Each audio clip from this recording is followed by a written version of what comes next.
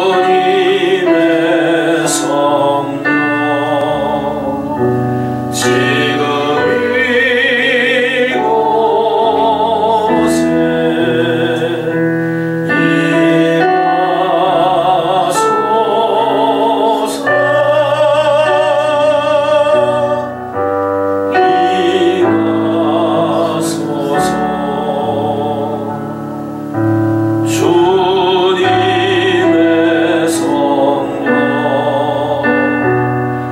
이곳에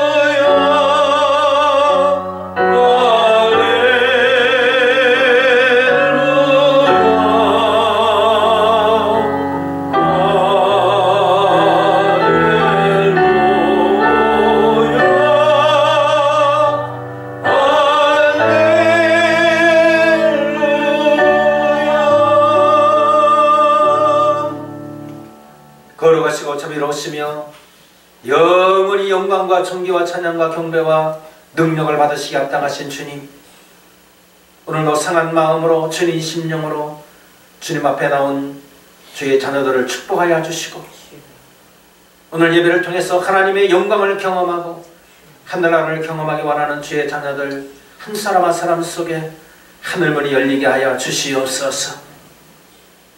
오직 하나님으로부터 말미암는 진정한 자유와 해방과 평강과 기쁨이 오늘 예배 중에 참석한 모든 주의 자녀들에게 임하게 하여 주시옵소서. 오늘도 말씀 속에서 우리 주님의 음성을 듣고 주님을 만나는 귀한 은혜 베풀어 주시옵소서. 우리 주 예수 그리스도의 이름으로 기도드리옵나이다. 아멘. 저는 오늘 공독한 말씀을 근거해서 흉통한 삶을 살려면 이라는 제목을 가지고 함께 은혜를 나누고자 합니다. 이스라엘의 위대한 지도자이고 또 귀한 종인 모세가 이제 하나님에 의해서 부름을 받습니다. 그래서 모세가 죽고 난 다음 모세의 시종이었던 여호수아가 이제 그 뒤를 이어서 이스라엘 백성들을 적과 뿌린 가나안 땅으로 인도하게 되었습니다. 여러분, 이 여호수아는 그냥 평범한 사람이에요. 몸종과 같은 사람이에요. 모세의. 그러니까 수발을 들었던 이 여호수아, 어떻게 보면 미천했던 이 여호수아, 이 사람에게 하나님이 성령으로 기름 부어 주셔서 이제 강력한 지도자였던, 아마 이스라엘 역사 가운데 가장 뛰어난 지도자 중에 한 사람이 그 모세를 뒤이어서 지도자가 된다는 거, 이거 보통 버거운 일이 아니에요. 얼마나 두렵고 떨렸겠습니까? 그래서 오늘 이 본문에 보면 강하고 담대하라, 극히 강하고 담대하라는 말씀이 여러 번에 걸쳐 나옵니다. 자신이 없고 외소에 있는 이 여호수아에게 하나님이 격려해 주셔서 이제 담대함을 가지고 마음껏 하나님이 주시는 그 역량을 발휘하여 이스라엘 백성들을 적과 꿀이 흐르는 가나안 땅으로 이끌어가는 그런 동료의 말씀을 오늘 볼 수가 있습니다. 하나님은 모세와 같이 위대한 인물에게만 축복하는 것이 아니고 저와 여러분같이 평범한 예수님을 주와 그리스도로 영접한 우리 모두에게도 구원의 은혜와 축복을 주시는 줄 믿으시기 바랍니다. 하나님은 우주 만물을 창조하신 위대한 하나님이실 뿐만 아니라 우리의 머리털까지도 세심받으시고 참새 한 마리 한 마리까지도 돌보시는 자상하신 하나님이 되심을 우리가 알 수가 있습니다. 우리의 삶 속에 적극적으로 간섭하시고 개입하시는 하나님이 바로 우리가 믿는 하나님이시라는 거예요. 그래서 우리가 이 땅을 살아갈 때 형통하는 비결이 있어요. 오늘 이 여호수아에게 하나님이 말씀하셨던 형통한 삶이 무엇인지 오늘 이 본문을 중심으로 함께 살펴보므로 은혜를 나누고자 합니다. 첫 번째로 형통하게 되기 위해서는 우리가 바른 믿음을 가져야 되는 것입니다. 여호수아라는 이름은 원래 헬라어로 예수라는 뜻의 히브리 이름입니다. 그러니까 이스라엘 백성들을 가나안 땅으로 인도한 사람은 율법을 대표하는 모세가 아니라 예수님을 의미하는 여호수아였다는 거예요. 그래서 그동안 여러분 광야 40년까지 모세가 얼마나 이스라엘 백성들을 잘 인도했습니까? 근데 본인은 가나안 땅에 못 돌아가요. 느보산에서 그냥 죽습니다. 그리고 그 다음에 바톤을 여호수아가 이어받아서 젖과 꿀인 가나안 땅을 정복하고 또 그 땅을 이스라엘 백성들 12지파에게 분배하는 일을 완성하게 됩니다. 오늘날 이것은 율법으로 말미암아 우리가 의롭다함을 받는 것이 아니라 예수를 믿음으로 말미암아 의롭다함을 받아서 구원에 이른다는 것을 여기에서 예표로 우리에게 보여주시는 것입니다. 갈라디아서 2장 16절에 보면 사람이 의롭게 되는 것은 율법에 행해서 난 것이 아니요 오직 예수 그리스도를 믿는 믿음으로 말미암은 줄 아는 거로 우리도 예수 그리스도를 믿나니 이는 우리가 율법에 행해서가 아니고 그리스도를 믿음으로써 의롭다함을 얻으려 함이라. 율법의 행위로서는 의롭다함을 얻을 육체가 없느니라. 그렇습니다. 율법으로는 의롭다함을 얻을 육체가 없다는 거예요. 우리 요한복음 3장 16절에 보면 하나님이 세상을 이처럼 사랑하사 독생자를 주셨으니 이는 저를 믿는 자마다 멸망치 않고 영생을 얻게 하려 하심이니라 그랬습니다. 자, 다른 조건이 없어요. 믿는 자마다 누구든지 예수님을 믿는 자마다 멸망치 않고 영생을 얻게 하려 하심이라 그랬어요. 예수를 믿는 사람에게 영생을 주신다는 거예요. 행위로가 아닌 거예요. 오늘날 광야와 같은 세상을 살아가는 동안 오늘 우리가 여호수아에게 주셨던 그 비전을 저와 여러분도 가지고 살아가야 된다는 거예요. 비전은 다른 게 아니라 약속이에요. 약속. 약속에 대한 응답이 바로 믿음이에요. 그래서 어떤 믿음을 가지고 우리가 살아가느냐에 따라서 우리의 삶이 형통할 수도 있고 아니할 수도 있다는 거예요. 하나님의 뜻을 따라 믿음의 큰 꿈을 가질 때 저와 여러분도 형통한 삶을 살아갈 수 있음을 믿으시기 바랍니다. 그리고 두 번째로 우리가 가져야 될 것은 극히 강하고 담대한 마음이 필요한 거예요. 두렵고 떨리는 마음, 약한 마음, 불안한 마음은 하나님이 주는 마음이 아니에요. 사탄이 주는 마음인 것입니다. 그래서 디모데후서 1장 7절 말씀해 보시면 하나님이 우리에게 주시는 마음은 두려워하는 마음이 아니요 능력과 사랑과 절제하는 마음이다 그랬어요. 두려움과 염려를 가지고 불안한 상태에서는 앞의 일을 추진해 나갈 수가 없는 것입니다. 어마어마한 큰 위대한 일들을 어떻게 감당해 나갈 수가 있겠습니까? 그래서 먼저 하나님께서 큰 일을 담당하기 전에 강하고 담대한 마음을 주시는 거예요. 이 마음이 있어야 용기 있게 일을 추진해 나갈 수가 있는 것입니다.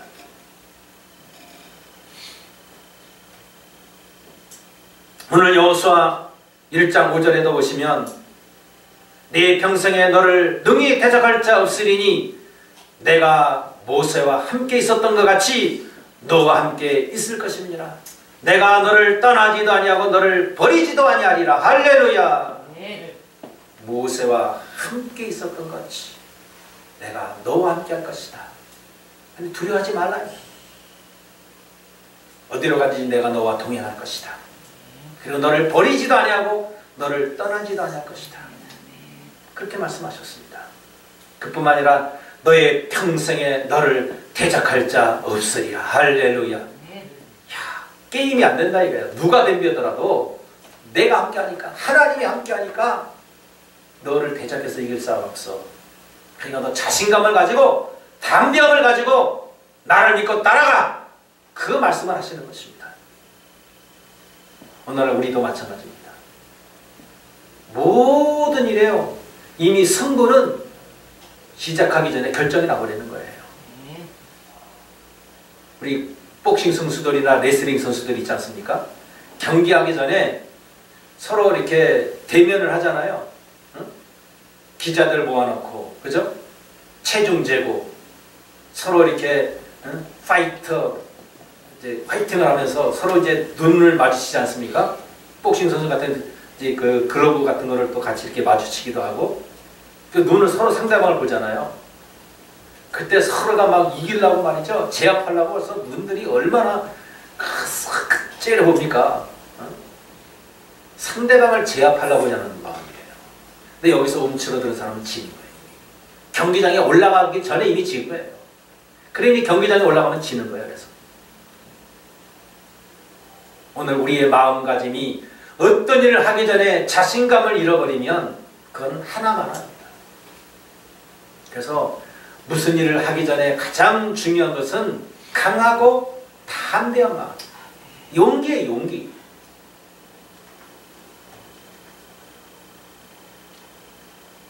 칠절에도 보면 오직 너는 마음을 강하게 하고 극히 담대히 하라. 또 9절에도 보면 내가 내게 명령한 것이 아니냐. 마음을 강하게 하고 극히 담대하라. 두려워하지 말며 놀라지 말라. 계속해서 반복해서 말씀합니다. 오늘 저와 여러분에게도 이와 같이 여호수아에게 말씀하셨던 하나님의 말씀이 오늘 우리에게도 동일하게 들려지는 역사가 일어나시기를 예수님의 이름으로 축원합니다. 강하고 담대하라. 놀라지 말고 두려워하지 말라. 이 말씀이 저와 여러분에게도 동일하게 임하시기를 바랍니다. 이사야 41장 10절에도 보면 두려워하지 말라. 내가 너와 함께 함이니라. 놀라지 말라. 나는 네 하나님이니라. 내가 너를 굳세게 하리라.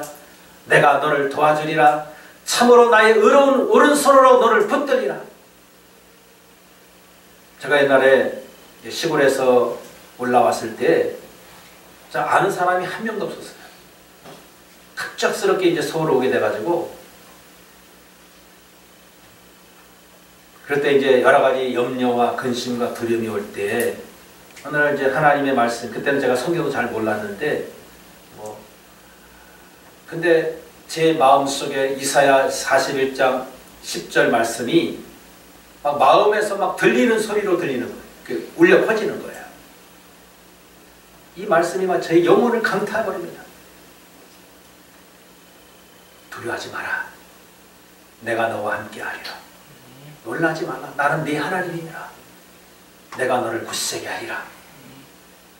내가 너를 도와주리라. 내가 너를 나의 의로운 손으로 오른손으로 너를 붙들리라.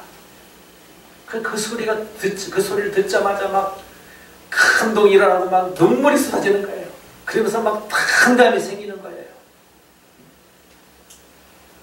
우리에게 때로는 영적인 침체도 있을 수 있고 또 여러 가지 대인관계 속에서 환경 가운데서 여러분 침체할 수가 있지 않습니까? 두려움이 있을 수가 있어요.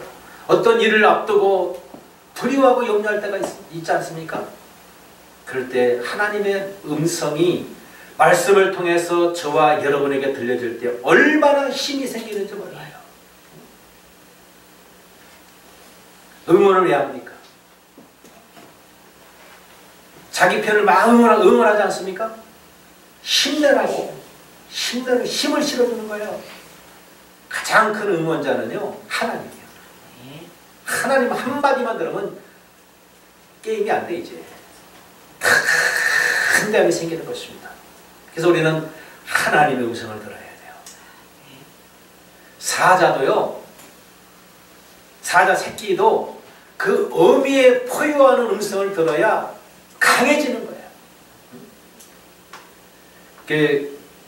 종종 이제 그 TV에서 보면 사자 새끼를 잡아다가 키우는 분들이 있잖아요. 집에서 양육을 해요.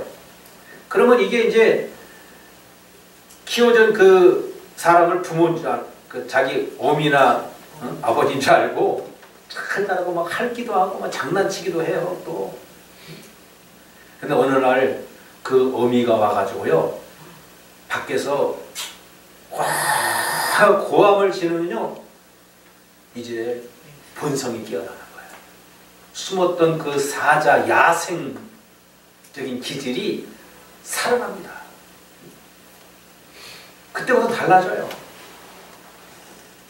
오늘 우리도 하나님의 사람들이기 때문에 하나님의 음성을 들어야 우리는 깨어납니다. 죽은 자도 하나님의 음성을 들어야 살아나는 거예요. 그렇기 때문에 우리 하나님의 사람들은 하나님의 음성을 들어야 삽니다. 오늘 여호수아가 하나님의 음성을 들었기 때문에 그 엄청난 일을 감당해 나갈 수 있었듯이, 오늘 저와 여러분도 이 불확실한 시대 속에서 우리가 세상을 이기고 여러 가지 환난과 시험을 이기기 위해서는 하나님의 약속의 말씀의 음성이 저와 여러분의 내면에 들려야 되는 것입니다. 그 음성을 들어야 우리는 그 힘을 가지고 살아나는 거예요. 연약하지만 하나님의 자녀로 하나님 주신 권세와 능력과 지혜를 가지고 세상을 다스리고 정복하는 역사가 일어나게 되는 것입니다. 그래서 우리는 약하나 하나님은 강하십니다. 우리가 주님의 말씀에 붙들리면 우리도 동일하게 강한 자가 되어지는 거예요.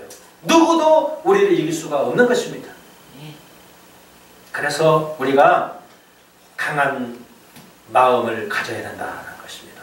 그리고 세 번째는 맡은 일에 우리가 충성해야 됩니다. 적은 일에 충성해야 하나님이 큰 일을 맡깁니다. 여호수아를 보십시오. 이미 애굽에 있을 때부터 여호수아는 모세를 추종했던 사람이에요. 거기에서 여러분 수종 들었던 사람, 완전히 심부름꾼이에요. 잡일을 다 했어요. 불평 원망하지 않냐고. 여러분 멀리서 보는 경우하고 사람을 가까이에서 대할 때하고는요, 너무나도 많이 차이가 납니다.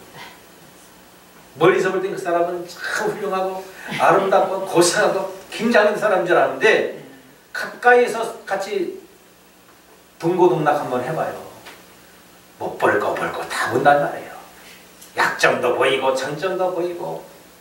사람은 장점은 뭐 그러느냐 하는데 약점은 또 잘 보이잖아요. 그럼 이 사람이 못 쓰겠네 그러면서 원망하고 불평하고, 야 안 되겠다, 인간성이 아니니 안 되겠네, 그러기 쉽고, 그래서 떠나기 쉽거든요. 자, 모세도 약점이 있는 사람입니까 아닙니까? 약점이 있는 사람이에요. 이 구스 여자를 취했잖아요. 그것 때문에 미리암하고 아론이 막 반박하고 막 난리를 쳤어요. 잘못했다고. 그러다가 미리암이 어떻게 했습니까? 문둥병 걸렸습니다. 그뿐만 아니라 또 하나님이 명하지 아니한 그 반석을 그냥 화를 내면서 지팡이로 내리쳤지 않습니까? 그냥 명령대로만 하면 되는데, 하나님 말씀대로, 그렇죠? 마치 자기가 물을 공급하는 것처럼, 공급자인 것처럼 행세하다가 하나님이 막 진노해버렸어요. 이 사건으로 인해 너희는 이제 가나안 땅에 못 들어가. 이 약점도 봤단 말이에요. 그런데도요, 아론과 미리암이 그 모세를 대적하여 반발하고 일어날 때도 여호수아는 어디에도 그걸 대항하거나 반박하는 것들이 하나도 없습니다. 불평한 적도 없어요. 약점을 다 보는데도, 가까이서 따르니 얼마나 많이 보겠어요. 그런데도 일절 말하지 않습니다. 하나님이 다 보신 거예요. 그래서 모세를 뒤어서 누가 이 가나안 땅으로 이 백성들을 인도할 것인가, 하나님도 다 보신 거예요. 죄를 맡게 되겠구나. 그래서 오늘날 이제 모세가 이제 너는 더 이상 가나안 땅에 못 가. 그랬더니 이제 모세가 어떻습니까? 그러면 누구든지 나 대신에 지도자가 있어야 될 거 아닙니까? 그랬더니 네 시종 여호수아가 있지 않냐냐. 그를 세워라. 데려와. 그래서 하나님이 기름 붓게 하십니다. 그리고 성령이 여호수아에게 임합니다.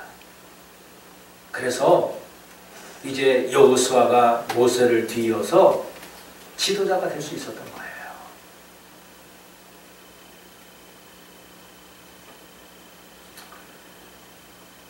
오늘 1절에도 보면, 자, 여호와의 종 모세가 죽은 후에 여호와께서 모세의 수종자 눈의 아들 여호수아에게 말씀하여 이르시되, 자, 모세의 수종자, 손으로 손발로 시중 들었던 수종자예요. 종의 종. 종이 여러분 지도자가 되버립니다. 이런 신분 상승도, 이런 급진적인 신분 상승이 어디 있습니까?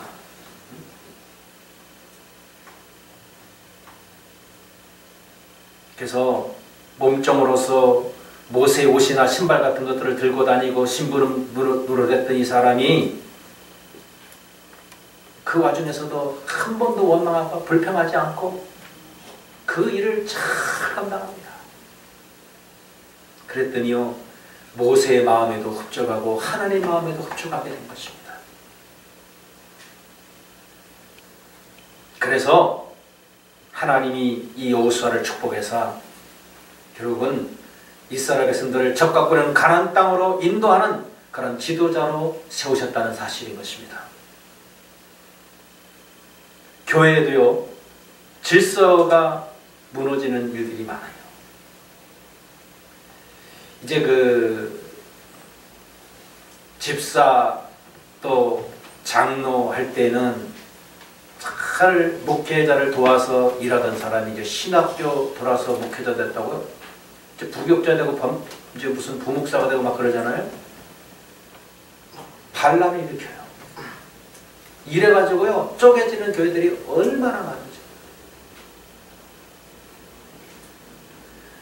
그 우리 교회, 우리나라의 어떤 목사님이 부흥회를 많이 다니는데, 미국에 이제 그 알려진 목사님입니다. 뭐 이름을 제가 실명을 말씀을 안 드리겠는데, 장로교 목사님인데, 불려가는 곳마다 다 분열을 일으켰는데, 한인사회, 교회를 다 쪼개놓는다는 거예요. 다. 그 사람은 부흥시키러 가는 게 아니라 분열시키러 가는 거예요.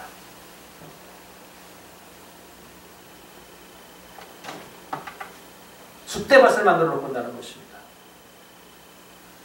때로는 마음에 안 드는 부분이 있다 할지라도 하나님의 손에 올려놓고 묵묵히 기도해야 돼요.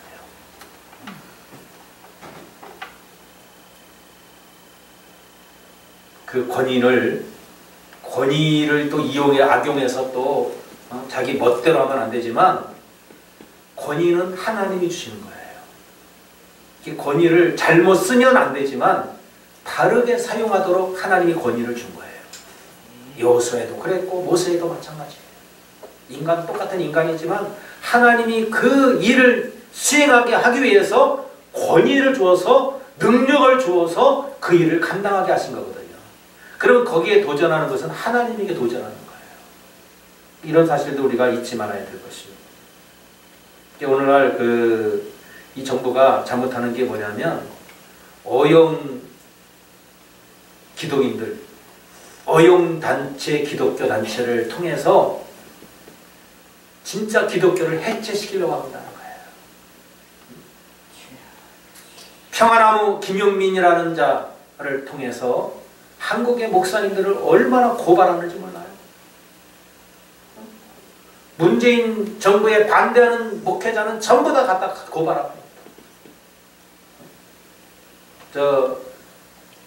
고향에 그쪽에 어떤 목사님도 참정교회, 거기도 고발해가지고요, 그 교회 폐쇄됐어. 그때가 나왔어. 이제 그분. 또 두레교회 김준호 목사님도 고발하고, 또 수진가 어느 교회 거기도 고발하고, 한두 군데가 아니에요. 그리고 기독교 협의회 한국기독교협의회 NCCK를 통해서 한국의 교계를 전부 다 폄하하고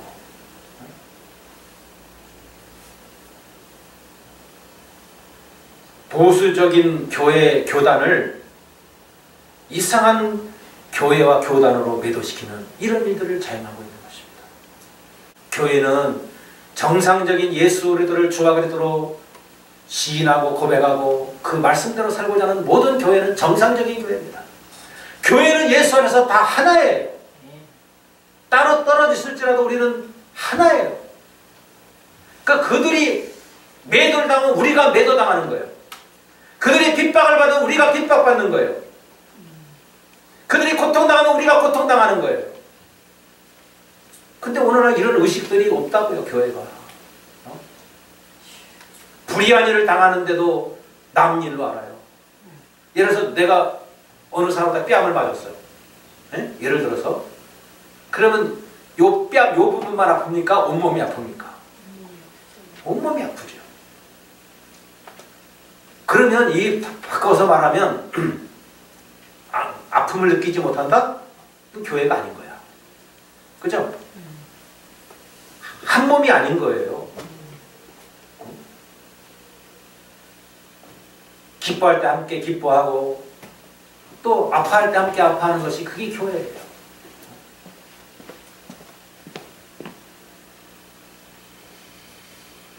그래서 오늘 저와 여러분들이 지극히 작은 일에 충성하다 보면 나도 모르는 사이에 하나님의 은혜가 임하는 것입니다. 그래서 그 은혜가 임하면 내가 생각하고 내가 계획하고 내가 이루고자 했던 것보다 몇백 배, 몇천 배 큰 수확을 거두는 역사가 일어나게 되는 거예요. 사실은 여호수아가 야망을 갖고 모세 다음에 내가 지도자 돼야지 이런 생각을 품은 적도 없습니다. 한 번도 그런 생각한 적 없어요. 어떻게 하면 내가 우리 저 주인을 잘 보살할 수 있을까? 어떻게 하면 잘 도와줄 수 있을까? 그 생각만 했지 지도자를 넘보지 않았다고. 떡 줄 사람은 생각도 하는데 김치국물도 마신다는 말이 있는데 오늘 되지도 않은 사람들이 지도자 되겠다고 하는 사람들이 얼마나, 자기가 대통령이 되겠다는 사람들이 얼마나 많아요 지금. 우리가 네 번째로 형통한 삶이 되기 위해서는 좌로나 우로나 치우치지 말아야 됩니다. 훌륭한 지도자가 되거나 끝까지 성공한 사람들이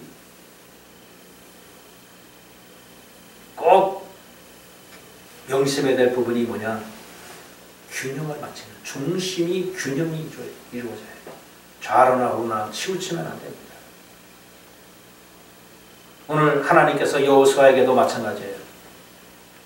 하나님의 그 지침을 떠나서 좌로나 우로나 치우치면 안 된다. 좌고우면하면 안 된다 이거예요. 우리 신앙도 지나치게 신비주의에 빠져도 안 됩니다. 우리 신비 자체를 거부하면 안 되지만 신비주의에 빠지면 안 돼요. 그래서 그냥 말씀보다도 누가 뭐 봤다, 들었다, 뭐 어디 경험했다 여기에만 몰두하면요 이 사람 잘못된 겁니다. 잘못된 길로 가요. 우리가 때로는 박수치며 손뼉치며 통성으로 기도하고 막 춤을 출 때도 있지만 또 잠잠할 때도 있는 거예요. 성령의 강력한 역사가 나타나서 은사도 체험하게 되고 산 신앙을 경험하게 되지만 또 이것도 지나쳐서 그냥 자기가 사는 집에서 그냥 밤 12시에 그냥 막 고래고래 소리 지르면서 막 방언으로 막 그 통성기도 하면 안 되는 거예요. 이건 지나치는 거예요. 자기 혼자 살면 괜찮아. 아파트에. 그럴 때는 뭐 누가 뭐랄 수는 없잖아요. 방해가 안 되니까. 그러나 여러분 다 사람들이 잠잘 시간에 그냥 막 아파트에 자기 성령 충만하다고 막 고래고래 소리 지르면요 그거는 지나치는 거예요. 그것도 안 되는 거예요. 요즘에 자유주의 신학의 영향으로 인하여 유럽 교회도 다 죽고 미국 교회도 또 우리나라 교회도 마찬가지입니다. 자유주의 신학의 영향으로 우리 유학 갔다 온 사람들이요, 그 사상에 물들어와가지고 다 죽여놔요. 교회를. 쩍쩍쩍 소리는 하는데 생명이 없다. 생명이. 그래서 이 WCC 예수 밖에도 구원이 있다고 말하는 사람들 다 이 자유주의 신학의 영향을 받는 사람들이에요. 구원은 기독교만 있는 게 아니고 불교도 있고 천주교도 있고 또 다른 종교도 다 있다 이거예요. 예수님의 십자가 부활도 인정하지 않습니다. 그리고 천국과 지옥도 인정하지 않아요. 천국은 없대. 그냥 이 땅이 천국이라 그냥. 지옥도 없는 거예요. 하나님이 선하신 하나님인데 지옥을 왜 만드냐 이거야. 그럼 여기는 감옥이 왜 있어? 감옥도 이 나라에 없어야지. 안 그래요? 잘못하면 그 대가를 받는 게 그게 하나님의 공이지. 하나님이 무슨 뭐 그냥 잘못해도 잘한다 그러고 그냥 그런 하나님이십니까?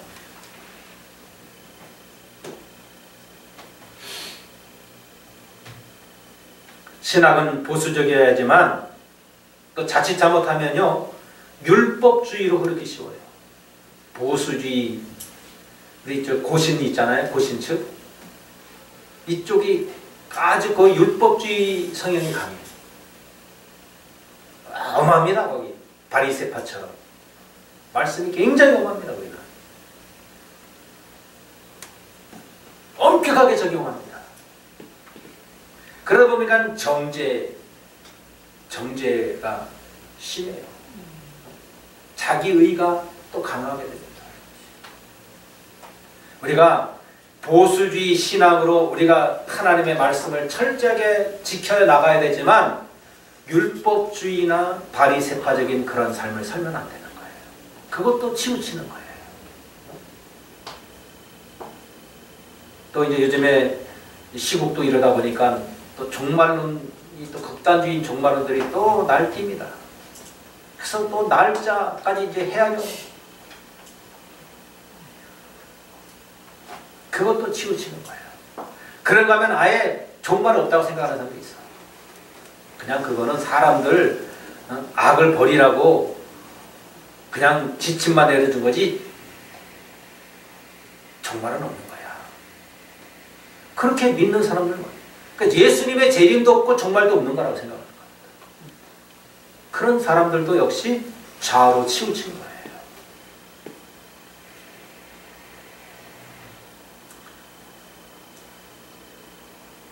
데살로니가후서 2장 2절에 보면, 자, 우리 한번 같이 읽겠습니다. 데살로니가후서 2장 2절 시작. 영어로나 또는 말로나 또는 우리에게서 받았다는 편지로나 주의 날이 이르렀다고 해서 쉽게 마음이 흔들리거나 두려워하거나 하지 말아야 한다는 것이라. 감리선교처럼 예수님이 몇 년 1992년 10월 28일에 오시니까 공부도 하지 말고 직장도 다니지 말라 그래가지고 얼마나 큰 피해를 줬습니까? 근데요 성경은 그렇게 말씀하지 않아요. 맷돌을 갈다가 한 사람은 버려짐을 당하고 한 사람은 데려감을 당하고, 밭을 갈다가 한 사람은 또 데려감을 당하고 한 사람은 남고 그래요. 현재 이 생활 가운데서 일하다가 가는 거예요. 그날 하나님이 알려준 것도 없어. 내게 맡겨진 일을 끝까지 하다가 하나님이 데려가시는 거예요. 만약에 여러분 내일 예수님이 오신다 그러면 여러분 일하실 거예요? 안 하실 거예요? 알고는 안 하지. 뭘 일해봐야 소용없잖아요. 그거. 그래서 하나님이 안 알려주시는 거예요. 날짜는 절대로 안 알려주시고 오실 때 그냥 즉각적으로 들려주시고 데려가시지 미리 내가 내일 갈 테니까 준비하고 있어라? 안 하십니다. 항상 준비하고 있으라 그래요. 언제든지 언제 올지 모르니까 너희들 맞이하기 위해서 준비하고 있어. 그렇게 말씀하셨지. 내가 갈 테니까 내일 갈 테니까 준비해라 그러지 않아요. 언제 올지 모르기 때문에 그 때와 시는 아무도 모르기 때문에 준비하고 있어야 된다. 그래서 마가복음 13장에도 보면 32절에 그러나 그날과 그때는 아무도 모르나니 하늘에 있는 천사들도 아들도 모르고 아버지만 아시느니라. 아멘. 여러분 사도행전 1장에 보면 이 제자들이요, 예수님이 40일 동안 부활하셔가지고 제자들과 함께 있었지 않습니까? 이제 곧 올라가시기 전에 제자들이 그런 이스라엘 회복하실 때가 이때입니까? 물어봐요. 제자들이요. 때와 기한은 아버지께 너희가 알 바 아니야. 오직 성령이 너희에게 임하시면 너희가 권능을 받고 예루살렘과 온 유다와 사마리아와 땅끝까지 이르러 내 증인이 되리라. 그거 이스라엘 회복하는 거 너 신경 쓰지 마라. 너희들이 해야 될 일은 뭐냐? 성령 받아서 복음 전하는 거야. 땅끝까지 복음 전하는 일이야. 그래야 종말이 오는 거야. 그러니까 제자들처럼 오늘날도 내가 해야 될 일에 대해서는 신경 안 쓰고 종말에 대해서만 초점을 맞추고 살아가는 사람들이 얼마나 많은지 몰라요. 다 이게 치우친 신앙인 것입니다. 자, 우리 신명기 13장 1절로 3절을 같이 한번 보시겠습니다. 신명기 13장 1절로 3절 시작. 너희 중에 선지자나 꿈꾸는 자가 일어나서 이적과 기사를 네게 보이고 그가 네게 말한 그 이적과 기사가 이루어지고 너희가 알지 못하던 다른 신들을 우리가 따라 섬기자고 말할지라도 너는 그 선지자나 청종하지 말라. 이는 너희의 하나님 여호와께서 너희가 마음을 다하고 뜻을 다하여 너희 하나님 여호와를 사랑하는 여부를 알려하사 너희를 시험하시니라. 이적과 기사를 행하고 그것이 이루어진다 할지라도 여러분 그 사람이 다른 신을 따라가져가면 절대로 따라가면 안 된다는 거예요. 그 꿈꾼 것 또는 그 이적과 기사가 그대로 이루어졌다 할지라도 그 사람이 하나님이 아닌 다른 신을 따라가고자 하면 절대로 따라가면 안 된다는 거예요. 그러니까 이단과 사설들로 기적이 많이 나타납니다. 불교에도 기적이 있습니다. 이슬람에도 있습니다. 힌두교도 있습니다. 또는 무속신앙인들에게도 있습니다. 기적이. 그런데 그들은 여호와 하나님을 따르는 게 아니에요. 그렇기 때문에 기적이 나타날지도 그들을 따라가면 안 된다는 거예요. 예수 믿는 사람들에게도 그런 역사가 일어나잖아요. 근데 우리는 하나님을 따르지 않습니까? 그들은 하나님을 따르는 게 아니라 그래서 하나님이 이렇게 시험을 해보신다. 오늘 이 3절 말씀처럼 너희가 마음을 다하고 뜻을 다하여 너희 하나님 여호와를 사랑하는 여부를 알려하사 너희를 시험하시니라. 시험 테스트 하신다.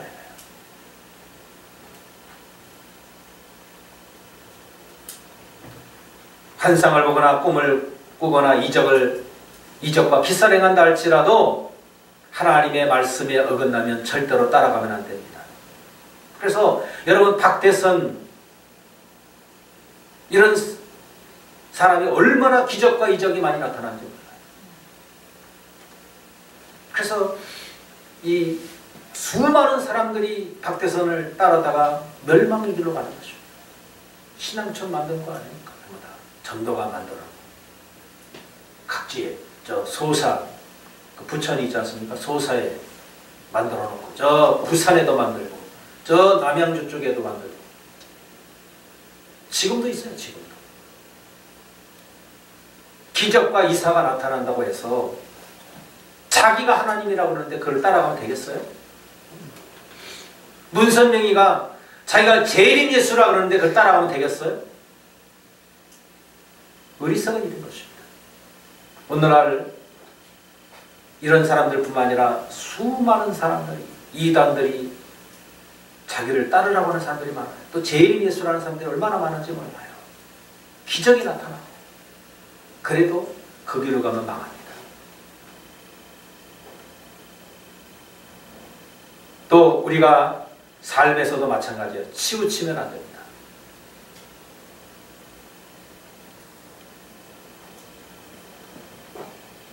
어떤 사람은 남을 퍼주는 것이 너무 좋아가지고 자기는 변변한 것 하나 없는데 그냥 뭐만 생기면 남을 다 퍼주는 사람이 있어요.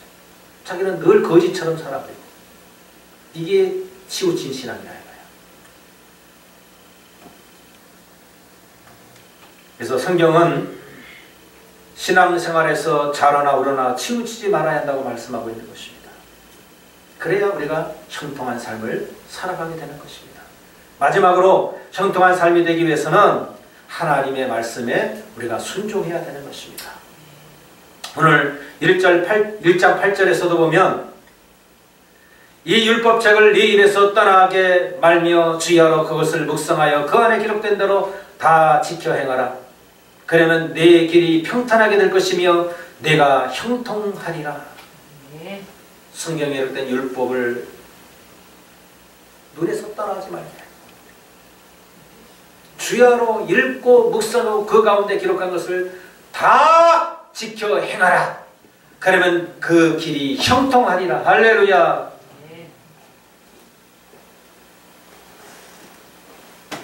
입에서 떠나지 않게, 눈에서 떠나지 않게.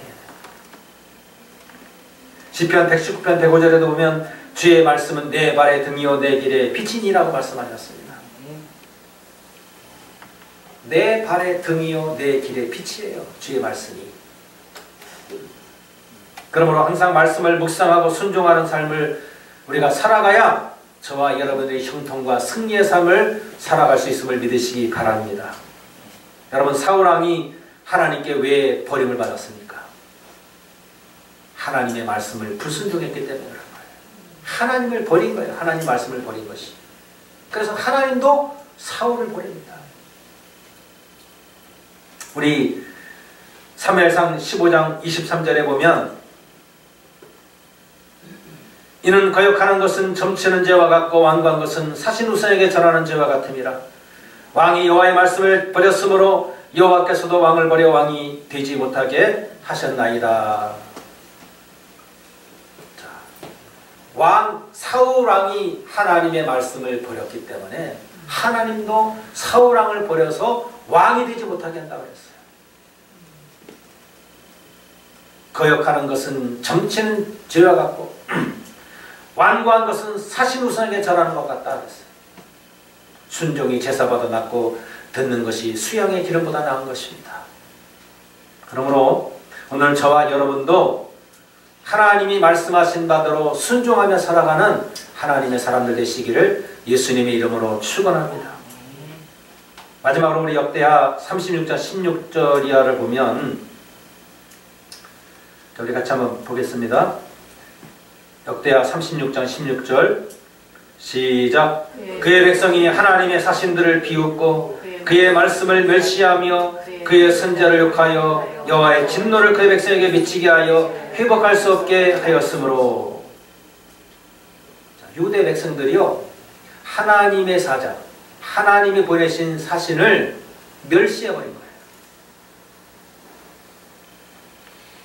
그 말씀을 비웃고 멸시했습니다. 그리고 그 선자를 욕했습니다. 그럴 때 어떤 일이 벌어집니까? 이스라엘이 회복할 수 있는 그 길이 무너져버립니다. 선지자를 신뢰해야 돼요. 그리고 하나님을 신뢰해야 돼요. 그래야 그 길이 형통하게 되는 줄 믿으시기 바랍니다. 그래서 순종하면 복이 오는 거예요. 자, 오늘 이처럼 우리가 일생을 살아감에 있어서 우리도 아직도 젖과 꿀이 흐르는 가나안 땅 같은 천국에 우리 들어가지 못했지 않습니까? 이 세상을 그래서 광야라고 말씀하는 거예요. 광야와 같은 세상을 지나는데 이제 천국에 들어가기 위해서 우리가 이 땅에서 준비되어야 되는 거 아닙니까? 우리의 삶 속에도 하나님의 말씀대로 형통한 삶을 누리기 위해서는 우리가 가장 중요한 것이 바른 믿음을 갖는 거예요. 바른 믿음. 그리고 무엇보다도 강하고 담대한 마음을 갖는 것이 중요합니다. 그리고 우리에게 맡겨진 일에 충성을 다하는 삶. 이런 삶을 하나님이 축복하시고, 또 한 가지는 좌로나 우로나 치우치는 삶이 되어서는 안 된다. 신앙이 하나님의 말씀의 기준에서 우리가 살아가야지, 이 말씀을 던져버리고 내 체험, 또 다른 사람의 신비 체험, 환상과 꿈, 이런 것만 의지하면 안 된다. 그리고 거짓 선자들이 이 말세가 될수록 많이 나타나고 거짓 그리스도가 많이 나타난다고 말씀하셨는데, 광야에 있다 해도 가지 말라 그랬어. 골방에 있다 해도 가지 말라 그랬어. 주님은 번개가 번뜩이듯이 순식간에 임하시는 것입니다. 그래서 그 자칭 선지자라는 사람, 자칭 그리스도라고 하는 사람들이 기적과 이적을 행한다 할지라도 하나님을 따르는 것이 아니면 절대로 그 길을 가면 안 됩니다. 그리고 마지막으로 하나님의 말씀에 순종하는 삶을 살아갈 때 우리가 형통한 삶을 살아갈 수 있다는 것을 오늘 말씀을 통해서 우리가 알게 되었습니다. 이러므로 오늘 우리의 삶 속에도 평범한 이 여호수아를 통해서 이스라엘 민족을 이 가나안 땅으로 이끌었던 여호수아처럼 오늘 우리도 이제, 모세는 이미 어떤 의미에서 우리 이 교회적으로 볼 때도 모세의 시대는 가고요, 여호수아의 시대가 오는 거예요. 그래서 이제 우리를 천국으로 인도하는 거예요. 예수님이 오늘 이 시대에 저와 여러분들이 모세를 뒤이어서 여호수아 세대를 통해서 이제 하늘나라로 인도한다는 사실을 알고, 오늘 우리에게도 이 여호수아에게 하나님이 나타나셔서 말씀하시고 극히 강하고 담대하라. 네가 어디를 가든지 내가 함께하리라. 내가 너를 떠나지 않고 너를 버리지 아니하리라. 그렇게 말씀하신 것처럼 오늘 저와 여러분도 이 담대함을 가지고 이 시대에 여러 사건, 또 우리가 생각지 않던 여러 일들이 벌어진다 할지라도 조금도 두려워하거나 놀라지 말고, 우리 안에 계신 이가 세상에 있는 자보다 크다는 믿음을 가지고 오늘 극히 강하고 담대하고 두려워하지 말고 놀라지 말라라고 말씀하셨던 그 하나님의 말씀을 따라 오늘 그 언약을 붙잡고, 오늘 우리도 용기 백배해서 모든 시험과 환난과 역경을 이기고 주님 앞에 서는 삶이 되도록, 또 많은 사람들을 옳은 대로 인도하는 삶을 살아갈 수 있도록 늘 성령으로 충만한 주의 복음을 우리가 증거하는 삶이 될 수 있도록 우리 다 같이 주여 세 번 부르시고 하나님께 통성으로 우리 기도드리겠습니다.